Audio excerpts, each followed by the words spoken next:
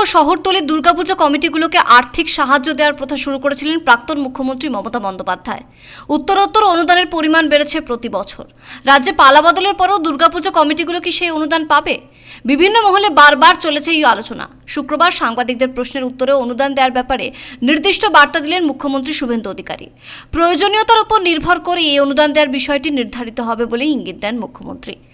এদিন শুভেন্দু বলেন, সামান্য সরকারি অর্থ যাদের প্রয়োজন নেই তাদের অনুদান দেওয়ারও প্রয়োজন নেই। এবার পুজো আরো বেশি হবে।